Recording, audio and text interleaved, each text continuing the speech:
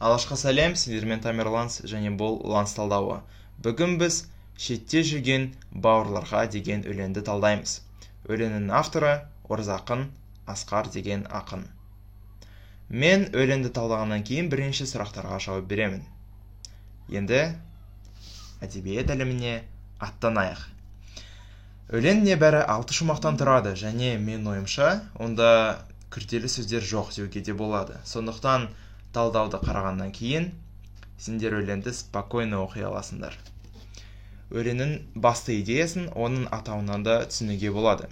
Яғни мен ойымша өлеңнің негізгі идеясы өз отанына оралу. Өйткені ақын шетте жүрген қазақ қандастарымызды өзінің тарихи отанына оралуға шақырады. Және өлеңнің сонда автор осылай жазған: бәріміз ұйымдасып көркейтейік қазақтың бейбіт дербес мемлекетін. Демек, Оразақын Асқар онымен қатар бүкіл қазақтарға бірігіп, қазақ мемлекетін көркейтуге және дамытуға шақырады. Енді бірнеше сұрақтарға жауап берейін. Оразақын Асқар қай жылдары өмір сүрді? Ғаламтордағы мәліметтерге сүйенсек, ол 1935 жылы Қытай Халық Республикасының Іле аймағында туып, 2019 жылы Алматыда дүниеден өтті. Оразақын Асқар неше жасында Қазақстанға көшіп келеді? Ол 1955 жылы, яғни 20 жасында Қазақстанға оралды. Дүниежүзі қазақтарының қауымдастығы қашан құрылды? Ғаламтор деректеріне сүйенсек, 1992 жылдың күзінде. Өлең не себепті шетте жүрген бауырларға деп аталған?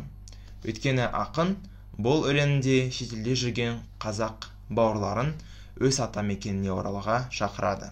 Қара сөзбен айтсақ, егер сен шетелде тұрсаң, бәрібір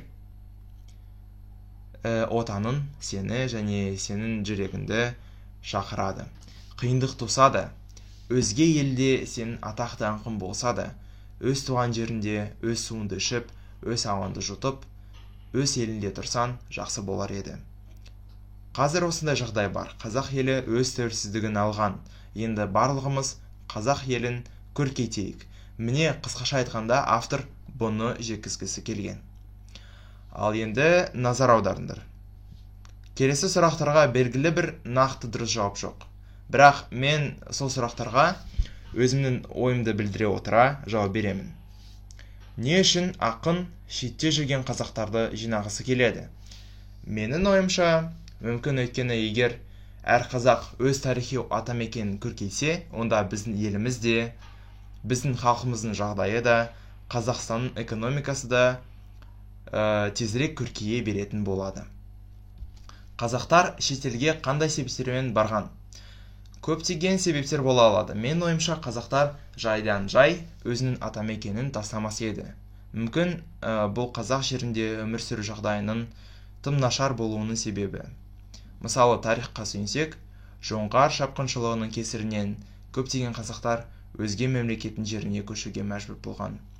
Немесе 20 ғасырдың 30 жылдарында болған аштық та, мен ойымша, қазақ тарихындағы ең қара кезеңдерінің бірі деп ойлаймын. Сол аштықтың кесірінен де мыңдаған қазақтарға шетелге көшуге тура келген.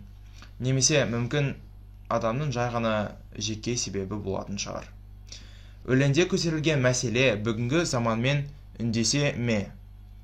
Мен ойымша, иә. Өйткені ол өте өзекті мәселе, өйткені шетелде жүрген қазақтардың саны аз емес. Бірақ сол адамдарға өзін отанына оралуға жағдай жасайтын арнайы мекемелер болуы керек. Олар оралмандарға Қазақстанға оралуға көмек көрсете алады. Яғни, шетелден оралған қазақтарда осындай жағдай бар. Осымен болды. Сендерге мен видеомды қарағандарыңызға үлкен рахмет.